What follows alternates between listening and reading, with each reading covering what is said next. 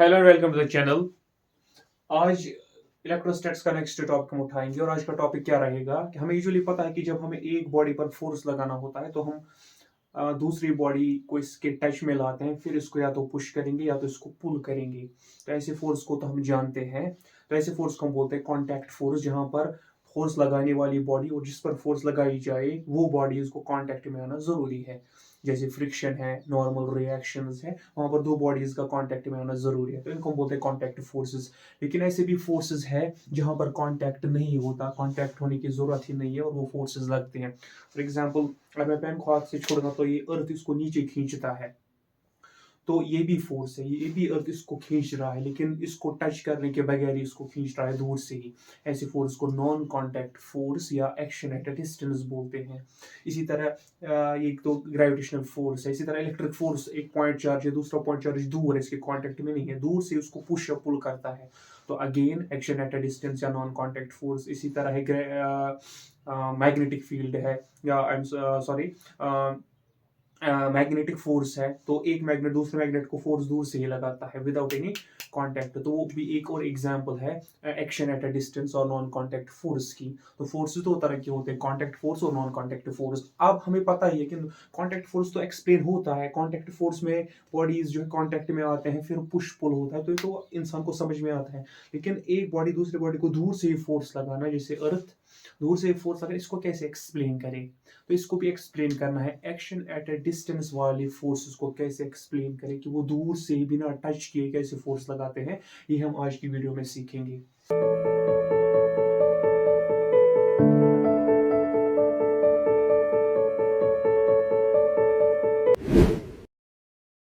Welcome back. तो जो हमारा आज का टॉपिक होगा वो होगा कॉन्सेप्ट ऑफ इलेक्ट्रिक फील्ड।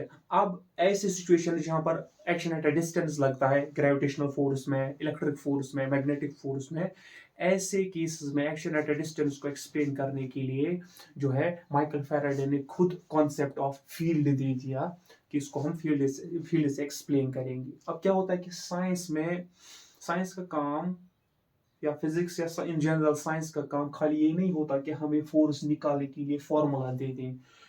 अगर साइंस फॉर एग्जांपल हमारे पास इलेक्ट्रिक फोर्स निकालने के लिए कूलम ने एक फॉर्मूला दी थी जिससे हम इलेक्ट्रिक फोर्स निकालते हैं, जब ऐसे फॉर्मूला दी जाएगी किसी प्रॉपर्टी का वैल्यू निकालने के लिए तो इसको हम बोलेंगे लॉ।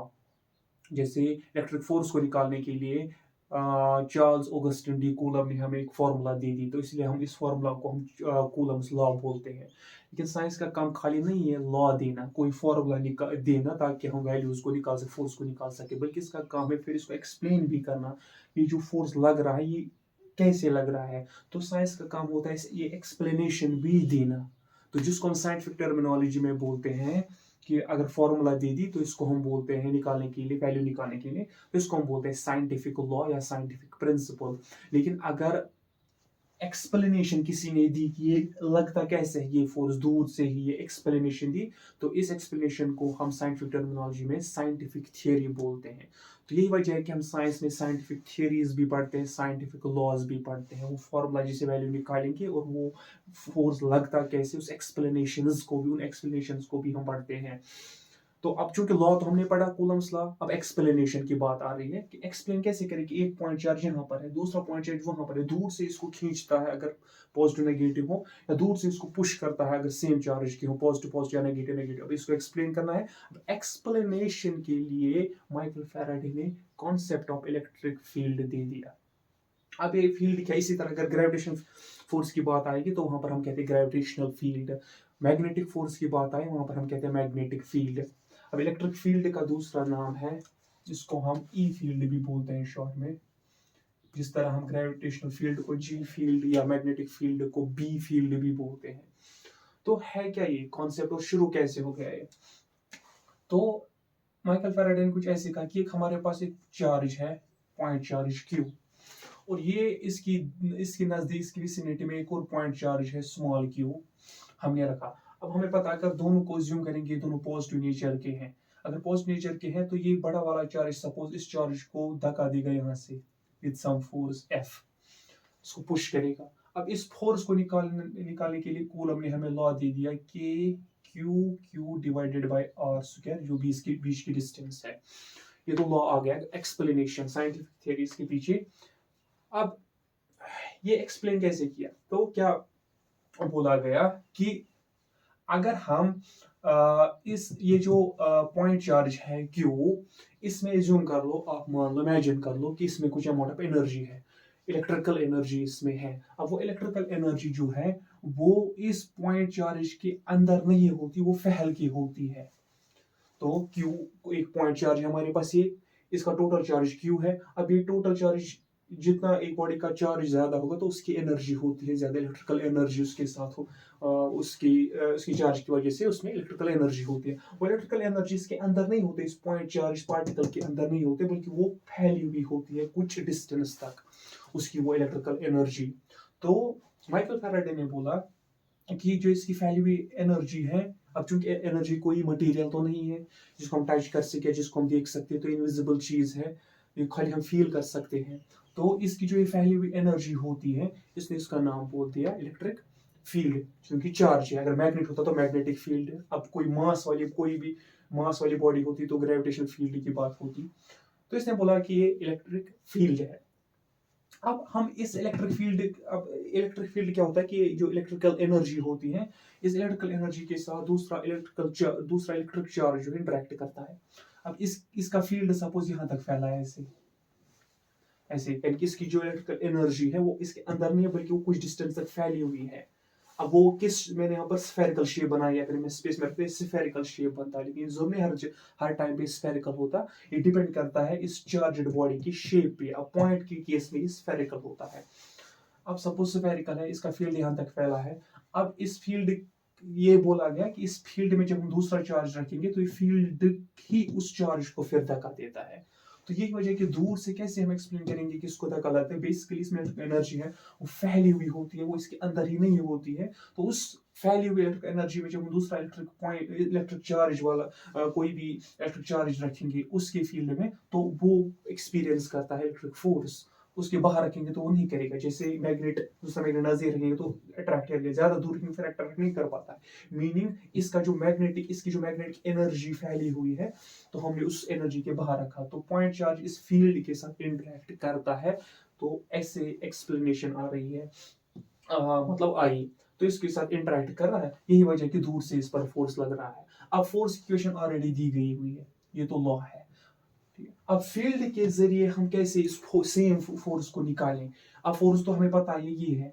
अब जब हम इस फील्ड के कॉन्सेप्ट से यहाँ पर इलेक्ट्रिक फोर्स इस पॉइंट पर निकालेंगे, इसकी वजह से वो फोर्स भी यही आना चाहिए। इस तरह हमें इलेक्ट्रिक फील्ड को डिफाइन करना होगा।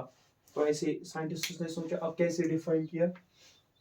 अब डिफाइन ऐसे हुआ, बेसिक कूलम्स लॉ को दिमाग में रख के। अब जो है बोला गया कि अब F force is equal to K Q, हम इसके इलेक्ट्रिक फील्ड की बात कर रहे हैं, क्योंकि ये जो है हमने इसकी फील्ड में रखा फोर्स निकालने के लिए।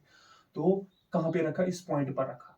तो जब हम ये बाहर पॉइंट चार्ज क्यू बैठा है, इसको हम उठाकर इसके फील्ड के इस पॉइंट पर रखेंगे, इस जिस पॉइंट पर हम बात कर रहे हैं इसको हम बोलते हैं ऑब्जर्वेशन पॉइंट। और ये ऑब्जर्वेशन पॉइंट किसके फील्ड में है, इस फील्ड में, और इस फील्ड में है। और ये फील्ड का सोर्स क्या है, इस फील्ड का सोर्स ये चार्ज है। तो इस चार्ज को हम बोलते हैं सोर्स चार्ज। और सोर्स चार्ज का फील्ड फैला हुआ है, एनर्जी फैली हुई है, और उसके इस पॉइंट पर जब हम कोई और चार्ज रखते हैं तो उस पर फोर्स लगता है इस फील्ड के जरिए। वो फोर्स हमें निकालना है। एक्चुअली वो फोर्स तो निकाल के है, लेकिन फील्ड के कॉन्सेप्ट से कैसे निकालेंगे, जो यही आना चाहिए फाइनली, क्योंकि हम एक्सप्लेनेशन दे रहे हैं। तो इसको हम बोलेंगे ऑब्जर्वेशन पॉइंट पर हमें इस चार्ज को रखना है। इस चार्ज को हम बोलते हैं टेस्ट चार्ज, जिस पर हम फोर्स निकाल रहे हैं, टेस्ट चार्ज। तो अब कैसे एक्सप्लेनेशन बनी, के क्यू, क्योंकि क्यू इसका आएगा सोर्स का, क्योंकि फील्ड इसका ही है। फिर चूंकि कूलम्स लॉ में यहाँ पे क्यू आता है, इसको मैं ब्रैकेट करूंगा, divide by distance square, distance हो जाएगी सोर्स चार्ज से ऑब्जर्वेशन पॉइंट तक की distance R, divide by R square. अब यहाँ पर हम कोई भी चार्ज रख सकते हैं। मैं एक कूलम वाला चार्ज रखूंगा तो मैं यहाँ पर आएगा वैल्यू 1, तो निकला फोर्स कूलम्स लॉ से ही, क्योंकि मैं क्यू को वेरी कर रहा हूँ 1। तो हम सॉल्व करेंगे तो निकलेगा इलेक्ट्रिक फोर्स 2 रखेंगे तो निकलेगा electric force on a charged particle due to this. 3 रखेंगे तो force on a 3 coulomb charged particle due to this. 4 रखेंगे तो force on a 4 coulomb charged particle due to the same charge. इसी तरह हम इसको वेरी कर सकते हैं। तो हम क्या करेंगे, हम इस Q को बाहर ही निकालेंगे, हम इस वेरिंग चार्ज को बाहर ही निकालेंगे, क्योंकि हमें पता है वेरी क्या हो रहा है, खाली ये Q का वैल्यू वेरी हो रहा है, बाकी सब कुछ यहाँ पे ये सेम रह रहा है। तो इस पोर्शन को बोला गया E, और इसका नाम दिया गया, इसको E बोला गया, और इसको बोला गया ये इस पॉइंट पर इलेक्ट्रिक फील्ड का वैल्यू है इस चार्ज की वजह से, इसका नाम। क्योंकि अगर फील्ड हमने डिफाइन किया, इनकी फील्ड का कॉन्सेप्ट इंट्रोड्यूस किया गया, तो हमें फील्ड को जो है मेजर भी करना होगा इस पॉइंट पर। तो बोला गया तो इस फील्ड को इस पॉइंट पर मेजर करेंगे खाली इस पोर्शन से, और इसका नाम F से, क्या, क्योंकि हमें Q, जब Q भी है तो फोर्स है, Q को बाहर निकाला तो जो है ये फोर्स नहीं रहेगा, इसका नाम दिया गया अब इलेक्ट्रिक फील्ड इंटेंसिटी। यानी कि ये सोर्स चार्ज है, इसकी एनर्जी फैली हुई है। अब इसके इस फील्ड में इस पॉइंट का पावर क्या होगा, इसका ताकत क्या होगा, वो हम एक्सप्लेन करते हैं, वो हम निकालते हैं इससे। अब पावर यहाँ पे क्या होगा, मतलब इसकी स्ट्रेंथ यहाँ पर ज्यादा, मतलब जब हम एक्सटर्नल बाहर से कोई चार्ज पार्टिकल यहाँ पर रखेंगे, उस पर अगर ज्यादा पुश लगा यहाँ पे धक्का, तो इस चार्ज का यहाँ पर स्ट्रेंथ ज्यादा है। अगर मैंने कोई चार्ज लाया यहाँ पर लाया, उस पर कम ही धक्का लगा, दैट मीन इसका इस सोर्स चार्ज की स्ट्रेंथ इस पॉइंट पर कम है। तो अब सोर्स चार्ज है, इसका फील्ड है, और ये पॉइंट हमने आर डिस्टेंस पर चूज किया। इस पॉइंट पर कितनी स्ट्रेंथ है इस फील्ड की, वो हम निकालेंगे इस वैल्यू से।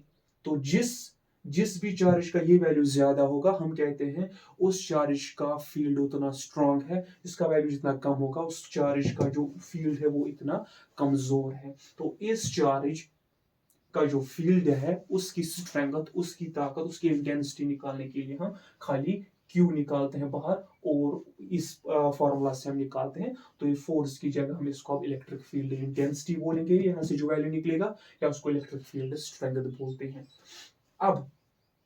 अब इससे क्या होगा कि इलेक्ट्रिक फील्ड कॉन्सेप्ट से जब हम फोर्स निकालेंगे, वो डायरेक्टली कूलम्स लॉ के बराबर आएगा, वही आएगा जो कूलम्स लॉ। क्यों? क्योंकि ओब्वियसली हमें खाली हमने चेंज किया Q। अब हम, अगर मैं बाहर से 10 कूलम चार्ज पर फोर्स देखना चाहता हूँ, मैं 10 कूलम चार्ज उठाऊंगा, वो यहाँ पे रखूंगा, तो यहाँ पर मुझे 10 को इंटू करना है। मीनिंग जब मैं इस इलेक्ट्रिक फील्ड को फोर्स में कन्वर्ट करना चाहता हूँ, तो मुझे वो चार्ज पार्टिकल का चार्ज इसको इंटू करना है, इस सारे वैल्यू को इंटू करना है जो मैंने वहां पे लाया। कहने का मतलब ये है, अब इलेक्ट्रिक फील्ड हमने के क्यू, उस क्यू को छोड़ के इसको बोला हमने इलेक्ट्रिक फील्ड। अब मैं चाहता हूँ कि इलेक्ट्रिक फील्ड से अब फोर्स निकालूं। जब मैं 10 कूलम वाला चार्ज यहाँ पे रखूंगा, तो इस पर कितना फोर्स लगाएगा, ये कितना फोर्स लगाएगा उस 10 पर, तो इस पर फोर्स लगाएगा, इसको वो 10 मल्टीप्लाई करेंगे, तो ये फॉर्मूला बेसिक वही बन जाएगी Q। अब Q भी आ गया डिवाइडेड बाय आर स्क्वायर, तो E हमारा बनेगा F। तो कैसे E अब F बनता है, जब हम E को अपना टेस्ट चार्ज मल्टीप्लाई करते हैं, तो हम कहेंगे तो हम कहेंगे फोर्स,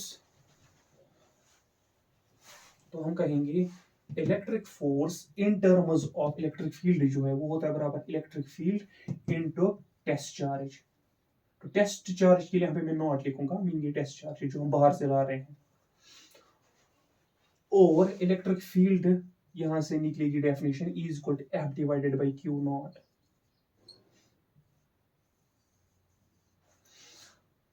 अब F बाई Q नॉट, अब यहाँ पर अगर ये इक्वेशन हम आगे देखेंगे, F is equal to E Q naught, E का वैल्यू हम डालेंगे अपना K Q divide by R square into Q naught. अब आ गई ये फॉर्मूला वही जो कूलम्स लॉ ने दी थी, formula K Q1 Q2 divide by R square, K Q1 Q2 divide by R square. तो यही मैं कह रहा था कि फील्ड का कॉन्सेप्ट हमें ऐसे देना है, और उस फील्ड की स्ट्रेंथ को हमें ऐसे मेजर करना है कि जब हम फील्ड के कॉन्सेप्ट से फोर्स निकालेंगे, जब हम फील्ड के कॉन्सेप्ट से फोर्स निकालेंगे, वो फोर्स वही आना चाहिए जो कूलम्स लॉ ने दिया, क्योंकि लॉ तो बेस तो फोर्स निकालने के लिए कूलम्स लॉ है। तो हमने ऐसे E को डिफाइन किया कि जब हम फिर E से हमने फोर्स निकाला, वो भी कूलम्स लॉ ही वापस आया। तो यही वजह है कि इस तरह से हम इलेक्ट्रिक फील्ड आया, फिर इलेक्ट्रिक फील्ड को मेजर करने की क्वांटिटी आई जिसको हमने इलेक्ट्रिक फील्ड इंटेंसिटी ई बोला, फिर ई से हमने फोर्स, कूलम्स वाला फोर्स निकाला, खाली हमें ई को जो है बाहर वाला चार्ज, टेस्ट चार्ज को मल्टीप्लाई करना है क्योंकि वापस से वही कूलम्स लॉ ही बनता है। तो इस सब का कहने का मतलब ये है कि जो एक बॉडी दूसरी बॉडी पर, चार्जड बॉडी दूसरी चार्ज बॉडी पर दूर से ही एक्शन एट डिस्टेंस करती है, दूर से फोर्स लगाती है, ये बेसिकली क्या होता है कि ये बेसिकली चार्जड पार्टिकल की जो इलेक्ट्रिकल एनर्जी होती है उसकी चार्ज की वजह से वो फैली हुई होती है, वो उसके अंदर ही नहीं होती है, खाली वो फैली हुई होती है, एक्चुअली बाहर से फैली हुई होती है। और उस फैलाव में, इस स्पेस के इस हिस्से में जब हम दूसरा चार्ज पार्टिकल रखते हैं तो ये एनर्जी से उसको धक्का लगता है या पुश और पुल लगता है दूर से ही। अब इस फैलाव को हमें एक्सप्लेन करना है, डिफाइन करना है, इसको मेजर करना है कि इस फैलाव का जो इसका जो इसकी स्ट्रेंथ है, इसकी जो इंटेंसिटी है डिफरेंट पॉइंट्स पर, उसका मतलब क्या है? उसका मतलब है अगर इस पॉइंट पर इसकी इंटेंसिटी ज्यादा है, मीनिंग ये ज्यादा फोर्स लगाएगा उस पॉइंट पर। जब हम एक्सटर्नल चार्ज रखेंगे, टेस्ट चार्ज रखेंगे, अगर उसकी इंटेंसिटी उस पर कम है, उसकी मीनिंग है जब हम टेस्ट चार्ज वहां पर रखेंगे तो उसको कम ही फोर्स लगेगा। अब इसकी इंटेंसिटी को मेजर करने के लिए जो कूलम्स लॉ को इधर इधर किया गया, तो उसी से ही डिफाइन किया गया, खाली टेस्ट चार्ज के क्यू को बाहर निकाल के बाकी जो बचा उसको बोला गया इलेक्ट्रिक फील्ड इंटेंसिटी इस फील्ड की। ताकि जब हम इलेक्ट्रिक फील्ड इंटेंसिटी से फोर्स निकालेंगे, खाली टेस्ट चार्ज को हमें मल्टीप्लाई करना है फील्ड को, तो वो वापस फोर्स देगा। तो इस तरह से जो है concept of action at a distance explain होता है। और इस जो एनर्जी फैली हुई है, इस इतने एरिया को, इतने स्पेस को जिसमें एनर्जी फैली हुई है, इस फैलाव की एनर्जी को हम बोलते हैं इलेक्ट्रिक फील्ड। अगर ये मैग्नेट होता है यहाँ पे, इसके इस एनर्जी के पोर्शन को हम बोलते हैं, इस स्पेस के पोर्शन को जिसमें एनर्जी फैली हुई है, स्पेस के पोर्शन को हम बोलते हैं magnetic field.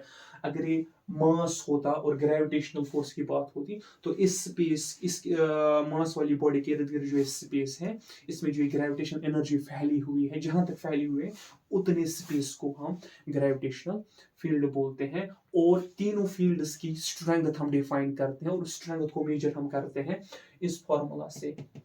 In case of electric field के क्यू बाई आर स्क्वायर, इस तरह ग्रेविटेशनल फील्ड इंटेंसिटी उसका वैल्यू होगा, मैग्नेटिक फील्ड इंटेंसिटी का अपना वैल्यू होगा। तो फिलहाल इलेक्ट्रिक फील्ड इंटेंसिटी की वैल्यू है, ताकि जब हम इलेक्ट्रिक फील्ड इंटेंसिटी को फोर्स में कन्वर्ट करें, हमें टेस्ट चार्ज का वैल्यू जो है वो मल्टीप्लाई करना है इसको। तो इस तरह से जो हम एक्शन एट डिस्टेंस को एक्सप्लेन करते हैं। अब हमने देखा कि हमारे पास सोर्स चार्ज है और इसका फील्ड फैला हुआ है कुछ स्पेस तक, और इसकी फील्ड में एक पॉइंट, ऑब्जर्वेशन पॉइंट, जिसका नाम, ऑब्जर्वेशन पॉइंट का नाम P है, और इस पर मैं जो बाहर वाला चार्ज रख रहा हूँ, टेस्ट चार्ज, यहाँ पे जब मैं रखूंगा तो इस पर फोर्स लग रहा है फील्ड की वजह से, और वो फोर्स जो है वो इन टर्म्स ऑफ कूलम्स लॉ तो ये है, लेकिन इन टर्म्स ऑफ फील्ड क्या लिखेंगे? फील्ड की होती है स्ट्रेंथ। तो इस फील्ड की स्ट्रेंथ सपोज है E, अब इस E को Q जो है इनटू करना होगा, तो वो हमें फोर्स मिलेगा। तो ऐसे हम जो है फील्ड का कॉन्सेप्ट हमने इसे निकाला। अब लेकिन एक प्रॉब्लम है इसमें, फॉर्मूला में। वो प्रॉब्लम ये है कि जब Q है, ये Q नहीं है, तो ये फील्ड जो है इसका फैला हुआ है। लेकिन जब मैं Q यहाँ पे लाऊंगा, यहाँ पे Q नॉट, ये भी चार्ज इसकी तरफ, तो इसका अपना भी फील्ड होगा। फिर ये तो सब पर एक्सप्लेनेशन, सब पर अप्लाई होगी, इसका भी अपना फील्ड होगा। तो जब मैं इसको उठाऊंगा यहाँ पे रखूंगा तो इसका अपना फील्ड आ जाएगा। अब ये फील्ड और ये फील्ड जो है इंटरेक्ट करेंगे, तो यहाँ पर जो मैं इलेक्ट्रिक फील्ड निकालूंगा इस फॉर्मूला से, E is equal to F by Q, electric field is equal to force divided by Q naught, जो मैं इसे निकालूंगा, ये करेक्ट इलेक्ट्रिक फील्ड का वैल्यू होगा ही नहीं इस पॉइंट पर। क्यों नहीं होगा? क्योंकि इस पॉइंट पर खाली यही फील्ड नहीं है जिसका हम E निकालना चाहते हैं, इसका अपना भी फील्ड है, तो उसका फील्ड और इसका फील्ड एड अप हो जाएगा। अगर ये दोनों पॉजिटिव है तो यहाँ पर टोटल फील्ड इसका होगा प्लस इसका फील्ड होगा, तो यहाँ पर टोटल E का वैल्यू होगा E1 प्लस E2। लेकिन अगर नेगेटिव चार्ज होगा तो एक सब्ट्रैक्ट होगा, तो यहाँ पर वैल्यू होगा इसका E1 माइनस इस छोटा फील्ड E2, तो ये तो इंटरेक्ट करेंगे।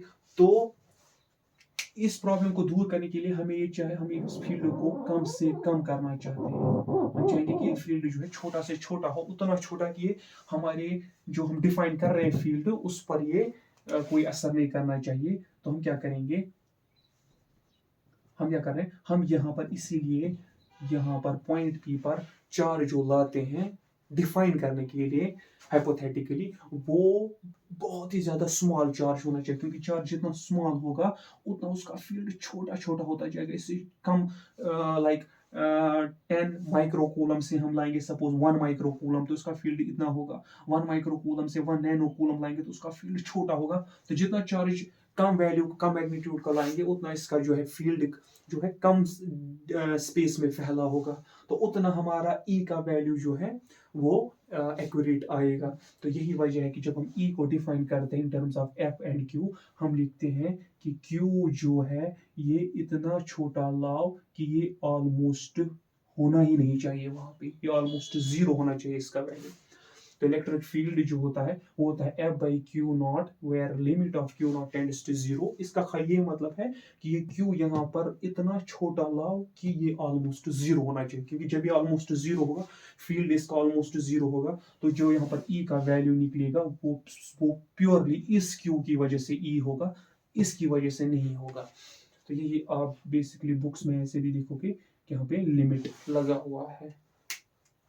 तो ये बेसिकली आज का जो है क्लास थी basically action at a distance को एक्सप्लेन करने के लिए, और जहां पर फील्ड का कॉन्सेप्ट आया और फिर फील्ड की स्ट्रेंथ को हमने मेजर किया इस फार्मूला से। अब बेसिकली तो सिंपल फॉर्म में तो ये फार्मूला बनेगी, और फिर यहाँ पर मैंने बोला कि हम यहाँ पर लिमिट क्यों लगाते हैं, क्योंकि इसका फील्ड और उसका फील्ड जो है, ये इसका फील्ड उसके फील्ड को थोड़ा चेंज करेगा। तो जो हम ई डिफाइन करते हैं, सोर्स चार्ज का हम ई डिफाइन करते हैं, तो वो डेफिनेशन प्रॉपर, वो वैल्यू प्रॉपर नहीं आएगा, वो एक्यूरेट नहीं आएगा, क्योंकि इसमें इसका भी कंट्रीब्यूशन होगा। तो इसी वजह से हम लिमिट लगाकर इसको छोटा करते हैं, तो इससे डिफाइन होते हैं, इसे हम डिफाइन करते हैं। तो हम डेफिनेशन हम इजीली से लिख सकते हैं, what is electric field intensity of a field. तो क्या होती है इलेक्ट्रिक फील्ड इंटेंसिटी, कुछ नहीं होती, होता है फोर्स किस पर, डिवाइड बाई क्यू, मतलब होता है डिवाइड बाई क्यू, मतलब होता है कि यूनिट चार्ज पर। तो हम बोलेंगे electric field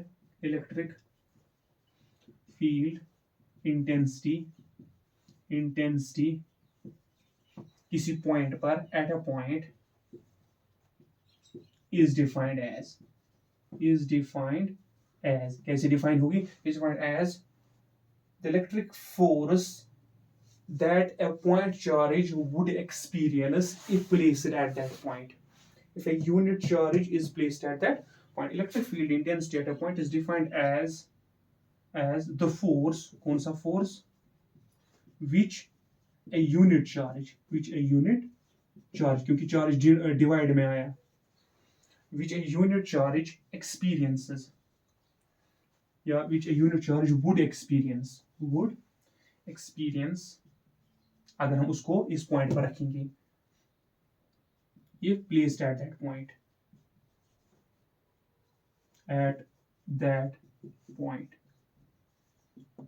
is known as electric field intensity। इसी को हम इलेक्ट्रिक फील्ड स्ट्रेंथ भी बोलते हैं, और कभी कभार या ज्यादातर हम इसको इलेक्ट्रिक फील्ड ही खाली बोलते हैं, इलेक्ट्रिक फील्ड। तो ये एक्सप्लेनेशन है कि एक्शन एट अ डिस्टेंस कैसे लगता है।